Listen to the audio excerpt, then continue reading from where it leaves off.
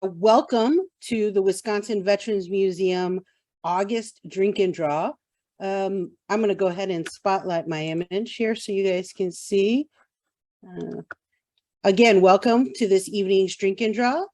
We want to thank the Wisconsin Veterans Museum Foundation for providing us this wonderful platform to share with all of you. And I'd like to share a little bit of gratitude to Generac Systems for their sponsorship and support of our online programming.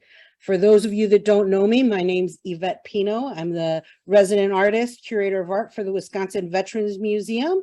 And we have this program. We meet monthly and we share a little bit of military history from Wisconsin, and we share some drawing tips and pretty much just have a good time looking at images and drawing. For those of you that have hearing needs, we have closed captioning turned on, and my name is YVETTE Yvette. And again, Molly put in the chat the link to our website where you can see images for tonight's show. And tonight we are going to be focusing on creating a character design based off of one of Wisconsin's most well-known Civil War character. And I shouldn't say character, he actually is a Civil War veteran himself, Old Abe the War Eagle. And if you served in the Army like myself, and you can see the image over my shoulder here, I served with the 101st Airborne Division, and we are the Screaming Eagles. And the Screaming Eagle, a lot of folks don't know, has its origins, its roots in Wisconsin, from Old Abe, who served as the mascot of the 8th Wisconsin Infantry volunteers during the Civil War. I'll tell you a little bit more about Old Abe. I might have Molly chime in. Molly Snow is here. She's our education assistant. She's going to be looking at the chat. And if you have any questions, please use the chat function. As you can see, we have everybody's video and sound turned off. That's so that we have some extra security there for us. But please, please, please use the chat function. I will be happy to answer questions for any of you. On that note, I'm going to go ahead and take my spotlight off, and I'm going to start sharing my screen. Let's see. I'm sorry, Molly, will you take my spotlight off while I start getting my iPad ready? Yep, not a problem. Thank you.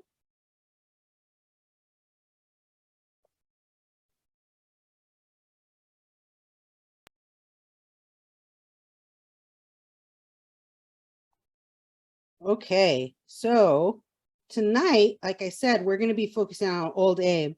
This picture here is not on the webpage, but I'll tell you why that's here right now.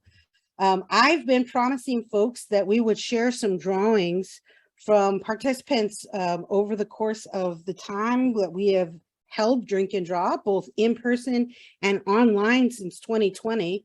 And I finally remembered to prep some drawings to share with everybody. So if you shared images with me, thank you very much. I do want to apologize ahead of time. I don't currently have access to my DVA email, so I may have not been able to capture some of the images that some of you sent. So if you don't see your image here, feel free to send it to me again and accept my apologies. But the image of the eagle here is on the left, because I know a lot of folks just come here and they want to draw. So we are going to be focusing on Old Abe the War Eagle, who is in fact a bald eagle. So I put this image up on the left, so you can start drawing if you'd like while I start sharing folks' images. So again, let us know in chat if you have any questions. And Molly, for right now, I don't have my chat function pulled up. So if you want to just holler at me if somebody chats. So let's look at some drawings. We'll go all the way back to the beginning. This is from one of our in-person Drink and Draw events. We have a World War I diorama, if a big live, setting in the museum. If you were here to see our virtual tour a couple sessions ago, you would have been able to see the inside of the museum, or if you've visited us here in Wisconsin. This is one of my favorite drawings that a local illustrator did when he came to in-person Drink and Draw. This is from our Valentine's Day drink and draw. We have large planes overhead in the museum. And I love this drawing because they took the image looking up at the airplane and then added the hearts. It was for our Valentine's Day drink and draw session. So they did really well with going with the theme. Same with this one, you might be able to see some of the hearts, but I like this one. It's a montage of all of the different silhouettes that you see within the museum.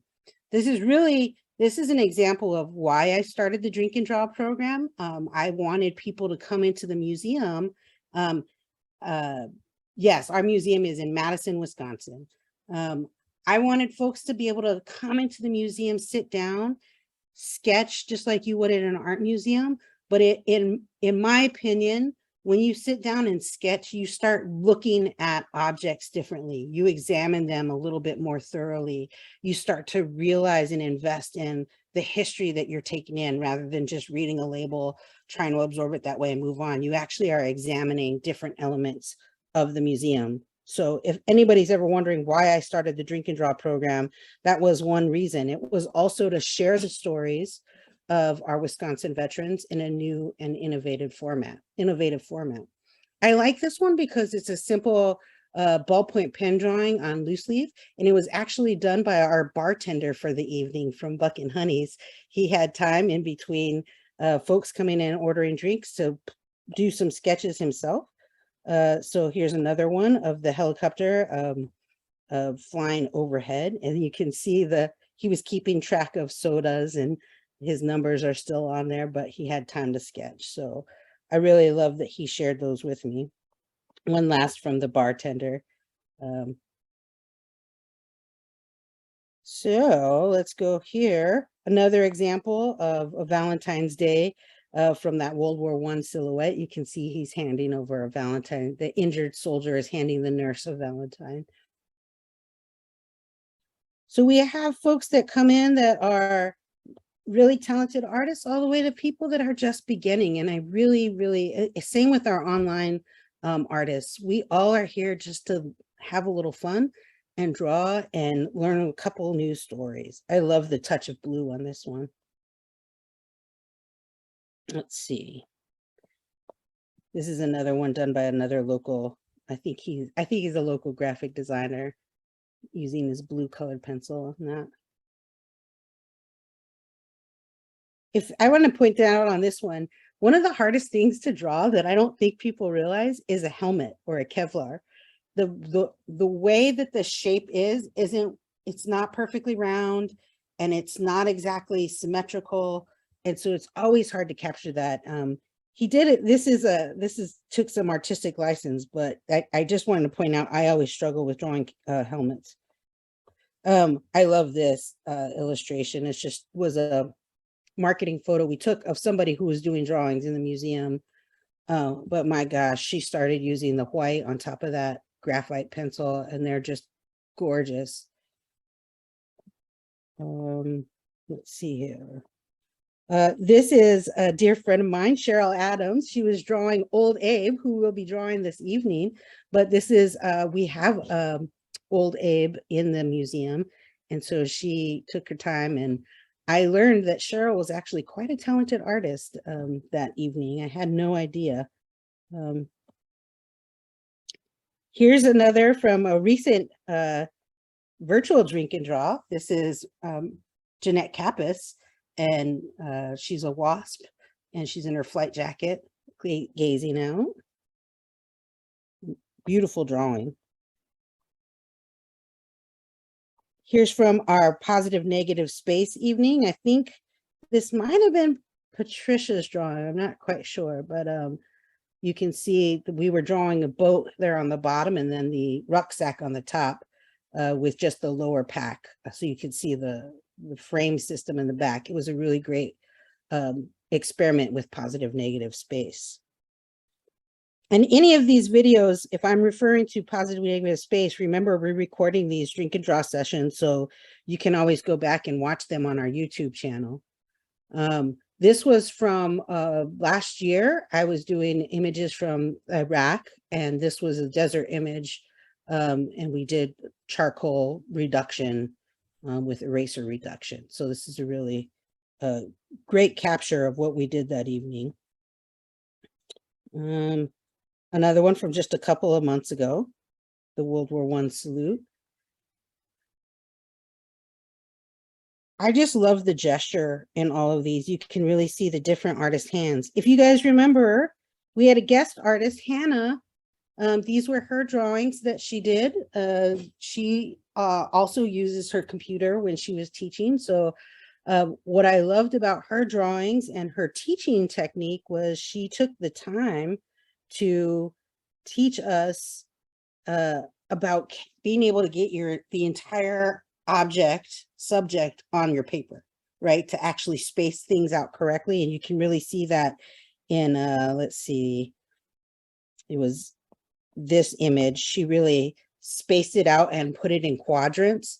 I learned a lot from Hannah's. We might need to bring her back for a couple more sessions. And then she went into cartoons with this fun mustache on this one. She ran out of time to finish this one, but I really loved that drawing. And I love that picture. Maybe we'll bring that picture back.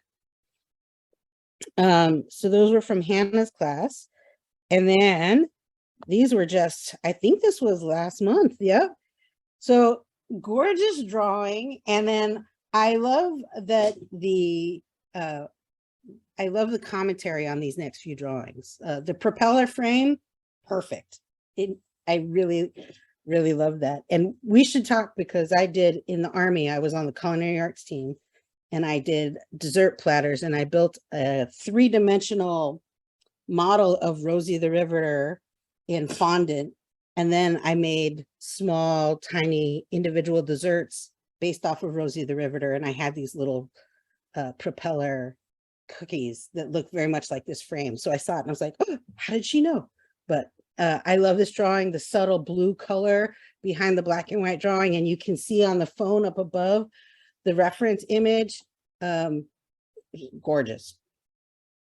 I was really excited when these drawings came in last month. So thank you for sharing. And then of course the boat from Korea, which was so incredibly hard in colored pencil. I challenged myself on that one and was very surprised that I did that to myself, but I love this drawing as well. Really hard to capture the color scheme of Kodachrome photography in colored pencils. Another Jeanette Kappas. Here's commentary, not Conan O'Brien. I love it because this does look like Conan O'Brien, but it is in fact Jeanette Kappas and still a beautiful drawing. I think the jacket and the fabric is wonderful. Let's see here. Oh, Robert Wallace. I did this one in color pencil for color pencil portraiture. Loved Robert's story. A beautiful drawing. It's one of my favorite drawings that I've done. This isn't my drawing, but I also like the drawing that I did, and I just think this one's really, really nicely done. Our season's greeting. I loved this Santa. It wasn't as big of a hit around that I thought, but I was happy to see this because I didn't think folks liked that episode, but this was it's just an all around fun Christmas card. It was one of our first drinking draws too, so we were still learning our methodology here. And this one again with the subtle color behind the black and white drawing. I love it. I'm going to start trying that.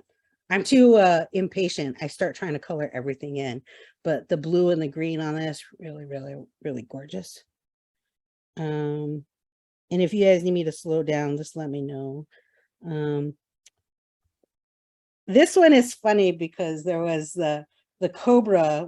I think we were learning cartoons, and one of the drawings was actual Cobra, and then one was comedically changed because they didn't like the snake. So I think this is funny. And then last but not least, certainly not least, another one from last month. Really, really, really gorgeous drawing from the Roy Zarin photo. This is, I think I shared last month, one of my favorite photos in the collection from Roy Zarin's photography. Roy Zarin's story is pretty amazing. But wonderful drawing. Yeah, I agree, Jill. This is just really, really gorgeous. And the thought that we do this in an hour I'm not sure if you spent more time on this, but this is just a really phenomenal drawing. So thank you, everybody who's shared their drawings with me. Again, my apologies if I missed one of your drawings that you shared with me. I don't have access to my DVA emails, so some of them I've been looking through trying to track them down. But if you please feel free to send them again. Is it Molly will put the email address in the chat. I believe it's our visitor curator email address. And then we always love to see the images that you share with us. Oh yeah, love Hannah's work. I absolutely love Hannah's work too. Wonderful drawing. Yeah, I agree with all the comments there. And I think it's time for us to, not only is it time for us to start our drawing tonight, but it's time for us to call out Hannah and see if she wants to come back and do another drawing. I know she will. She's always fun to be a participant, a willing participant. So I'll make sure I email her this week and tell her she's missed. Okay, took a sip of my 7-Up, which doesn't have any caffeine. So here we go. Okay, so let's switch drawings here. Again, this image was here if you wanted to start drawing. It's not the image we're going to start on tonight. So if you are drawing from this eagle, feel free to get yourself another piece of paper. If for some reason you started drawing this one and you need me to pull it up while we're working on something else, I have a way in which I can do that. So we'll figure it out. Let me put my face over here. Let's start with Mr. Old Abe. So I'm going to make that a little smaller because so this is an actual photo from Old Abe. We have an incredible book at our bookstore. I'm not sure if it's out of print or not, but either way, you can likely find it via our bookstore. Molly might be able to say yes or no, or she can definitely check on that for you, or you might be able to find a used version online. It's Richard Zeitlin's Old Abe the War Eagle. Richard Zeitlin used to be our museum director. He's wrote this incredible book about Old Abe's history, his story, his legacy, including photos of his handlers throughout the Civil War. And I'll get you that other image up in just 1 second. I see all of you have been asking for that. So just give me 1 second. I'm going to talk about Old Abe here for a second. But Old Abe, I may have mentioned him previously, but during the Civil War, many of the battalion's units had mascots. And a lot of them were animals, live animals. Old Abe, of course, was a bald eagle that was purchased as a small baby bird. And started with the 8th Wisconsin in his early years, didn't even have his white feathers in yet. So in the early pictures, he's still all brown. And by the end of the war, of course, he was a full head of white feathers, which is, age, but also a little bit of wisdom. I'm going to go ahead because I know some folks want that image back up. So let me pull that up.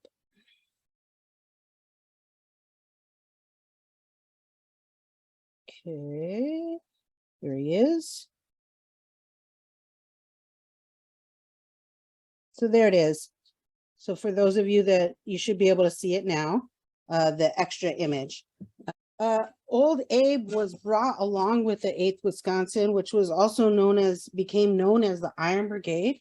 But he would be led on through the parades and was a fan favorite, but he was also very valuable in battle, alerting of enemy contact, and would fly and would also build morale. And eagles, if you didn't know, have they like a chirp that will yell, hence the screaming eagles, right, with the 101st Airborne Division. But he was so well known that he was actually had a target on his back by the Confederacy. They wanted to take Old Abe out because he was building such morale and leading the troops into ferocious battle. Some of that is like hyperbole and folklore, but a lot of it is true. So it's a balance between a folk hero and truth. But he was so well loved within Wisconsin's units that he became not only the mascot of the 8th Wisconsin, but became the mascot of Wisconsin in the military. And when the Civil War was over, he was brought back to the capital city, given to the governor, and Old Abe had his own apartment in the state capitol and lived in the state capitol, was brought for special events. Little kids would come up and get an autograph from Old Abe in the form of his beak punching a hole in their ticket. And he survived not one, but 2 Capitol fires. And the second one, he finally got such bad smoke inhalation. Did he succumb to his injuries the second time, Molly, or the first time? After the first time, he had smoke inhalation and died. And then Molly could tell more of the story, but needless to say, I've identified him as an incredible war hero that Wisconsin, to this day, everybody knows who Old Abe is, all the way down to kindergartners. So it's a great legacy. And of course, I wasn't even from Wisconsin and served with the 101st and then moved to Wisconsin and realized that I had connections in that way. And it's pretty incredible, the legacy that he still has. So this photo is of him. They, in the 8th, made him his special perch. And the perch was a dowel that was attached to a shield with the red and white stripes on it. You can see that in the other picture on the website. Here he is perched. And I've been asked by the museum to create a character that we will use in our branding, a cartoon character of Old Abe. And I'm currently studying animation. And so I'm in the beginning process of creating a character design of Old Abe. And so one of the things I do when I start is I do a lot of research. And I know it's a lot of talking tonight and not a lot of drawing, and that's why I've left the images up. But it's because there's a lot of story behind the images that get selected for Drink and Draw. And for this character, because he has such a legacy with Wisconsin, it's really important that we capture a personality. And that personality not only needs to be this patriotic war hero, but like this idea of a ferocious friend in battle. This idea that somebody would offer their life for you, but still have a little bit of character. Like, I love the photos of Old Abe because he's always sort of careening over his shoulder, looking with that rock raised eyebrow, right? And as I started doing my research, I was thinking of Tony DiNozzo in NCIS and all these facial expressions that this detective makes. And what kind of facial expression would I give Old Abe? Also, the fact that his perch was made out of a shield. There are concepts of, if you think about Marvel superheroes and Captain America, let me show you another example. So if we start thinking about Old Abe had this perch, right? These are Civil War miniature recreations. So there's this perch and he literally was tied to the perch and would enter into battle. So what would his character look like? He might be a type of Captain America character that comes in and uses his shield to deflect cannonballs, but then flips it around like a skateboard and lands on it perfectly. These are these ideas of what would Old Abe look like if he was personified, right? Like, he would definitely, if you look at Captain America renderings, he even has the feathers and the shield. And so this is where the direction that Old Abe is going to take as we start building his character. So you can see the different personality traits in Eagle's eyes that are very much like a superhero coming down.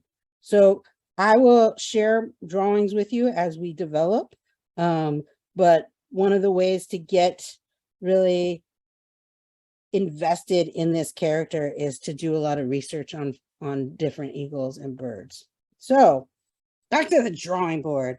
Where do we begin when we start drawing an eagle like this? I always break it down to shapes. So if we do, put my little face over there.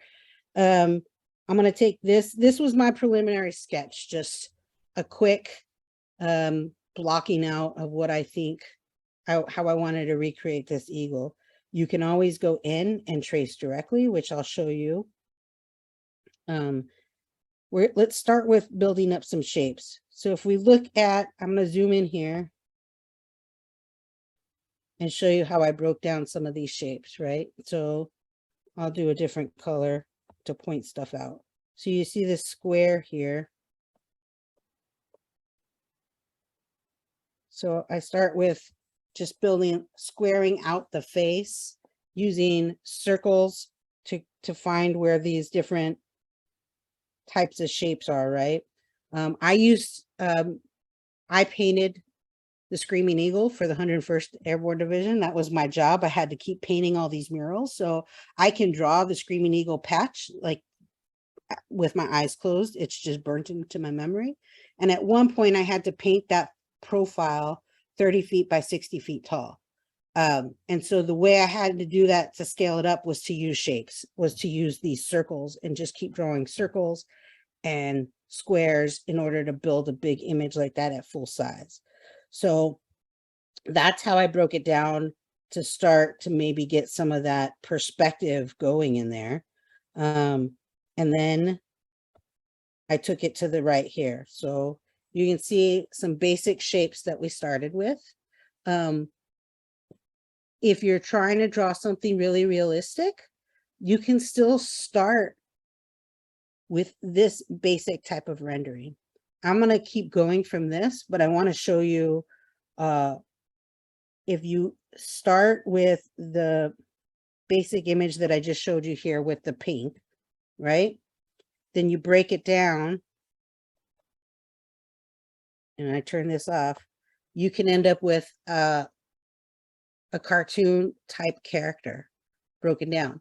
I would, from this drawing, considering who Old Abe is, this is a little too, I would say elementary, like this is a gentle Old Abe. I want him to be a little bit more ferocious, so I'm going to extend that beak out a little bit. If you're going if you think about cartoons or caricatures, a rule of thumb is exaggerated features, right? So if you can see on this image of the red here, this is traced off of directly from the eagle. So that's to scale and shape of the actual eagle. But when you take the photograph away, he looks kind of meek. So what we would do to give him a little bit more body, a little bit more ferociousness, we would exaggerate his features. We'd make his beak a little bit more angled, a little bit longer. That eyebrow might have a lot larger of a curve to it. So let's start now back with these shapes, right? If we go to shapes, I've started out with that same square that I told you about. And I need to make sure I'm on a new layer. And I'm going to switch to a pencil color. So we started with that square just to give it, because he's got a really squared off head, even though it's curved on the top. He's really got a squared off head. So now that I've got the shape in there, I can go in and detail that in a little bit more. And then you see this angle here, it's a little bit more, it's not quite a straight line, but it's not curved exactly either. So go there and then I'll loop around. And you see how I use multiple circles? That gives that conical dimensionality of a beak. So it just helps me to envision the three-dimensional feature of a beak. That trick is used sometimes when you're drawing arms. So I think I showed you on a perspective drawing one time. If you start with an arm like this, as the circles get smaller, that creates the shape of an arm, and then you can go back into space like this. And you almost have the beginnings of a hand, right? So it's pretty incredible what you can do just by using simple shapes to help you define space and dimension. I'll erase this here. Go back to my pencil. So again, if we're going to draw realistically, this beak has, it's kind of small.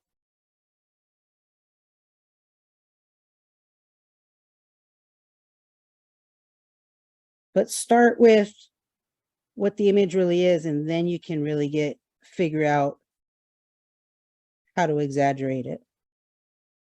Now, this area of a beak, if you see where I circled, is always a little tricky because it goes back and then it curves right here. A lot of folks don't realize, I only really fixate on that because on the 101st, that curve is really specific on the patch for the 101st. And so I would study what an eagle's beak looked like a lot, just so I could get that curve just right. Because believe it or not, when you get that curve right on the money, it makes all the difference in the drawing. In one of the portrait classes we did, I talked about the eyes as like, if you can get the eyes, you likely will be able to capture the entire face. On a bird, if you can get the beak and the connection of the beak, this area here, where it connects to the eyes, if you can capture that, you'll be on a good path to really being able to get a bird's anatomy correct. That and the feathers of the wings have a different angle and shape depending on what part of the body they fall on. So those are things to keep in mind for anatomies of birds. Birds are fascinating animals. Birds and fish have a lot of, they're very motivating to draw because they have a lot of different facets to them, but are geometrically some of the most beautiful creatures created in the earth. The geometry of the scales, the geometry of feathers, when you start breaking it down is like, wow, that's engineering. So I know it's a little soapbox of mine, but we're gonna go and get this beak. And I know because this photo is not the most crisp, I'm gonna zoom in on it if it'll let me, because this is a black and white photo from 1864 or 5. I don't have crisp detail on this. It's also a copy of a picture from a book. We have the image in the collection, which is a lot more, the detail is a lot stronger. I got this from the old Abe book. So that's why it's pixelated. But you can see on this picture here, his mouth is just slightly open. So I'm not going to be able, I'm not predicting that my beak is going to be right on the money tonight. But there's also the way the beak works is like creates a little mouth, like the bottom part of the lip of a mouth down here. And it's the way the shadows hit when you can get it. But if I'm thinking about character design, which is what we're doing tonight, right? This is the area that I would go in and I would really start to exaggerate. Some of the cartoons I've saved really focus on making this beak just like substantially, trying to think, like just really give him it's almost like the beak becomes the bicep of the cartoon. And then you'd see a lot of them that will add teeth, that like snarl. And then do a little eye. So that you start building that character. You can't really tell what I'm doing there. But you can see where his face would come together. They really start developing those traits. So for now, what we're doing, what I consider us doing tonight, is this really sort of examination of the actual creature, the actual person, or excuse me, object that we're basing this character off of, and trying to find those traits that are inherently old Abe's. And then once we find and identify those traits, we exaggerate them. Like, I love how flat his head is. If you think about military, you think about high and tight haircuts, and you think about flat tops, it's just like he's perfectly squared off at the top of his head. Um, and it's just hilarious to me. And if we were thinking about him as part of the 8th Wisconsin, the Iron Brigade, if you're not familiar with the Iron Brigade, they were black hats. They were the black hats, right? So they had a hat that was, you probably saw it in those miniatures, but it's that Civil War era hat. We had a question on the picture, Yvette. Okay. Under the wing, Yep. near the talons, is Yep. that white part the tail feathers or the glare off black feathers? That is the tail feathers coming down. And it's chances are they may not be white, they may be a brownish tan. Obviously in a black and white photo, we're not seeing that, but they are the tail feathers coming down. There's another photo. I think I put it on the webpage. Old Abe was known, especially in the parades, for doing this little dance with his wings, right? Like he would shudder his wings. And let me see really quickly. I'm going to leave the image up for you all to continue to draw. But I looked, ironically, I was putting some alt text on. I still need to finish the alt text on the rest of the images. So my apologies ahead of time for not getting all that alt text on. But I was looking at descriptions of birds. I didn't put the image on. I might be able to pull it up in a second. But Old Abe is sort of shudders his wings, and it's called wing drumming. And they would put him on his perch and he would do this wing drumming. It was almost like a dance, and people loved it, and they would do a lot of cheers. But I actually looked up today what wing drumming is, and it's an exercise. Birds will exercise a lot of times if they're pulled out of their cages or they've been in confinement. They'll go on top of their perch and basically just sort of like exercise their wings. And they'll drum their wings. And sometimes they do it so strongly, they lift themselves off the ground. I'm sure you guys are all familiar with what that might look like. But when some species of birds, it's a warning that the bird is protecting their territory. So if you think about Old Abe doing it, he's doing it as sort of a dance, but he's also protecting people. He's being put on display, but it's a territorial thing. And people or invading birds that ignore this warning will be chased by the bird, the drumming bird, and can often get bitten. So if you see that, and you're, a lot of times we go to bird shows, sometimes that is a performative aspect, but that doesn't mean that the bird is welcoming you in. But I think that as we develop this character, that's something that his drumming, because it was something that he would do, will be an interesting addition to some sort of animation. But he did it. It was almost like he was letting his cape. Like if you think about, if you've seen the movie Hamilton or the play Hamilton, when the king comes out and he puts his hands under his cape and sort of puts his chest out. That's the image of Old Abe. He sort of sticks his chest out and then does the beating of his wings. So there is an elegance to it.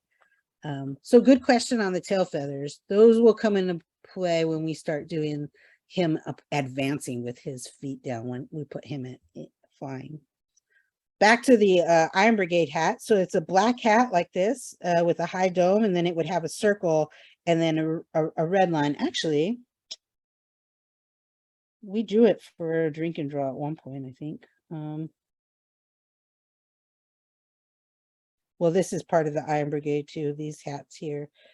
So this is one of Old Abe's handlers, and I was looking at his countenance, his face, and thought it would be interesting for Old Abe to take on his facial expressions, the facial expressions of his handler. So I was looking at his eyes and how his glare went, but you can see the hat he's wearing here is indicative of a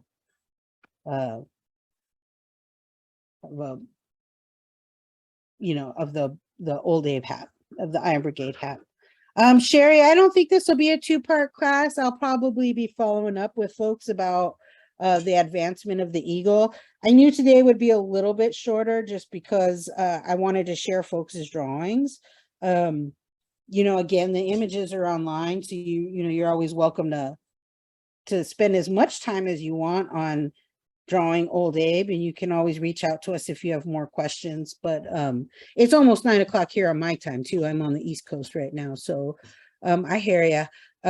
If we find we have more interest, we can always revisit Old Abe later on. Sure, of course, as the character develops. This is more of a when we think about cartoons or drawing animals, I think there's so much reference imagery online. Some of the images that I pulled up for you were from Pinterest. I thought it would be interesting tonight to share some of the process of how me as a working artist investigates the imagery that I'm looking at to create for the storytelling that we do at the museum. To me, it's really important, as it is with all of our historians and staff at the museum, that we do our research. He may be a cartoon character that we're developing, but his story is so relevant to our state and so important to our state that it does him a disservice if I just do a random eagle cartoon and don't take the time to really invest in looking at his mannerisms, at the care that went into the I'm calling it wrong, the posting where he would sit with the shield. These are all things that are extremely well taught in our state, including from our museum. And I want him to not just be I might be overthinking this, but because I was 101st, because the eagle image is so overdone, and the eagle is done so much because it's a symbol of our country as well, that we need to find a way to make it Old Abe, right? That people see it, they think Old Abe. Thanks, Sherry. Thanks, and thank you again for joining us. We always like having you here on Drink and Draw. And if those of you that need to sign off, feel free. Like I said, we always are recording this image, this show, so we can always see it on our webpage on our YouTube channel. I'll develop this for a few more minutes. We're not quite done just yet. But I thank you all for indulging me tonight in the storytelling, because it's sort of what is encompassing my life right now, is the thought process behind this character design. And I'm having a lot of fun with it. And it actually is a big honor for me to be asked to do this, because I share a history with Old Abe too, and it's important to me. But I also think it could come up with some really cool imagery. So I've had to draw a lot of eagles, so it also is pushing me to my limits of drawing eagles. We're going to do an Old Abe character. We're going to do an Iron Brigade man and a Red Arrow man, I believe, are our focus, and a female, either a pilot or another female military service member from our collection. We have a few to choose from, so we're still deciding on that. Speaking of female, one of the stories about Old Abe that a lot of folks don't know is we actually had a feather, an Old Abe feather, that I think in 2011, there had always been a controversy. At some point it came up. Old Abe wasn't really a male eagle. Old Abe was a female eagle. And wasn't a controversy as it was a debate. And it would have been really cool if Old Abe was female, in my opinion, but they had a feather. They did DNA testing. With the advancement of technology, we did DNA testing of the feather, and we have verified it and have scientific proof that Old Abe was in fact a male eagle. And we have the evidence in our collection, as well as the feathers and the study. And if it's a really interesting part of our collection that we share, it's a framed piece of artwork. So Again, like I said, when I say Old Abe is a very important part of our state's history, we invested in getting the DNA testing to see if Old Abe was, in fact, male or female. I don't know if that was from a donor or if it was part of the state, but it's, we can verify, we can most certainly say Old Abe was a male eagle. So let me add a little bit more character to this drawing. If we go on.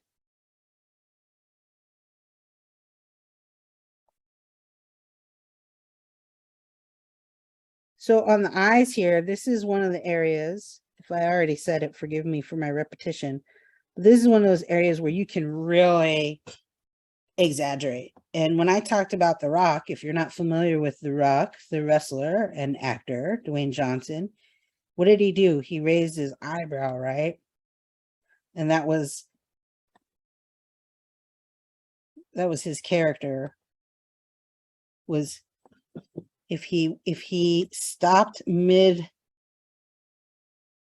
wrestle and looked at you with his eyebrow up, that's, you knew The Rock was doing that. This is like a really elementary school drawing of a raised eyebrow. But there's this idea with Old Abe in that glare, if we could really define that eye as it comes down and you get that glare. Sherry asked, was he found as a chick or someone's pet?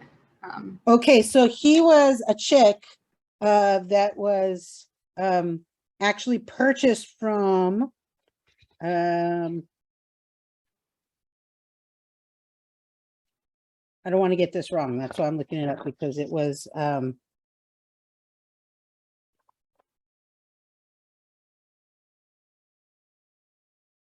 he spent the earliest part of his life in a log home of Dan and Margaret McCann on the northwestern side of the Chippewa River. The McCanns obtained the eaglet in 1861 when Mrs. McCann exchanged a bushel of corn with a group of the Flambeau Band of Chippewa Indians. Ogema Wigezig, Charlie, or Chief Sky, the Indian leader, had shot Old Abe's mother and captured a pair of helpless eaglets after cutting down the tall white pine containing the eagle's nest. Unfortunately, the other bird died. But so that's how Old Abe came to be, was his mother unfortunately was shot out of the sky. But they traded a bushel of corn for Old Abe. And then they had Old Abe, and then when the regiments were called to volunteer, they brought Old Abe with them. And at first they weren't going to be allowed to bring him, I think, and then the rules changed and they were able to bring him. So but yeah, there was Old Abe. There was another battalion that had a rooster. There was another battalion that had Bruin the Bear, the 12th Wisconsin, who I confused earlier today with the 8th Wisconsin, but John Gaddis, who we have a collection of his watercolors in the collection, he was with the 12th Wisconsin, and they had Bruin the Bear, an actual black bear, and he too would do performances on parades, and he would stand on top of a box that they made for him and do like almost circus tricks. And he stayed with the 12th Wisconsin all the way to Missouri, and then they thought they were going to have to go to New Mexico, and that would have been too far for that bear to take the trip, so they sold the bear, unfortunately. The 13-year-old was part of the regiment, and it was his bear, and it was a father-son. They had to sell Bruin to make their way to New Mexico, and after they sold the bear, they got orders to go back to Tennessee and ended up selling him without needing to. But Bruin the Bear is immortalized in the painting of John Gaddis. You actually see a painting of Bruin in that. But Rooster, Bruin the Bear, I think there might have been a dog, and then I think there was another eagle. Somebody else had another eagle. But I started to talk about the flat top. His flat top, I think Old Abe will likely eventually also have a hat. He will be wearing the the Iron Brigade hat as well. It'll be more well drawn than that. Any other questions about Old Abe or about the drawing or the eagle? I know this is a little bit off of my normal step-by-step instructional, but I think I've left the images up so you guys could draw Old Abe. There's not a lot of nuance to drawing an eagle. You just kind of have to sit down and do it.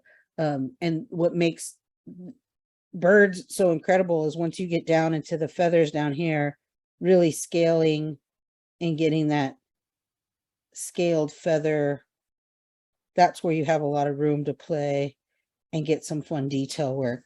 When you get into cartoons, you don't get into a lot of detail work like that. So trying to find little things like a cowlick in his feathers. Does he have slicked back hair? Does he have a little goatee? What does Old Abe have? And that's where I sort of go back to his handlers and say, what were the styles of the time? Maybe Old Abe does have like a little goatee there. Maybe he does mimic one of his handlers. And in another study I did for Old Abe leading up to this, you can see I started trying to find different faces. This looks too much like I think starting of a gorilla face, but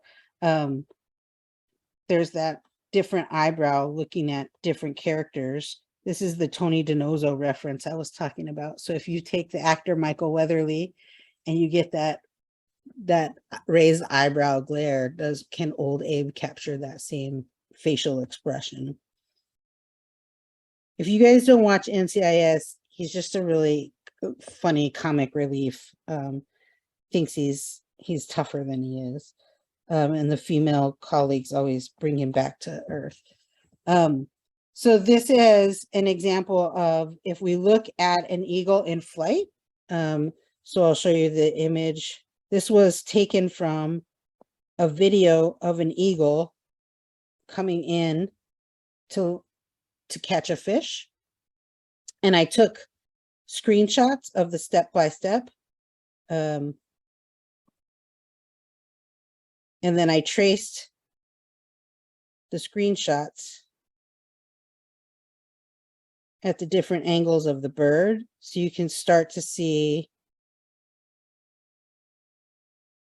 I'm able to do this because I'm on a computer, so I can just do different layers and do different photos.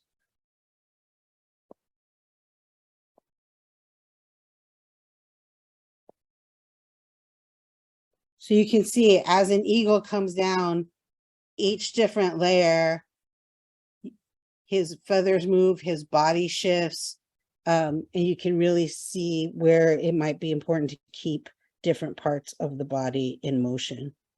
I've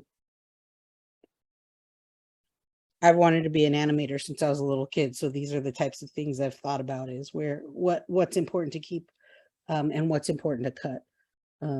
But this is something, if we think about Old Abe coming down with that shield, and if we turned his wing into a hand, which wing motion would grab that shield and flip it over his back? And at what point in flight could we animate the shield coming into that?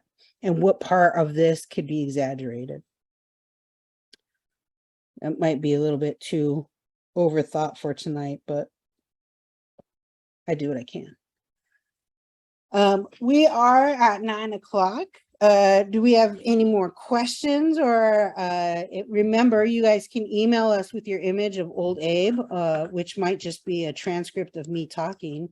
But thanks again for taking the time to listen to me talk about this eagle.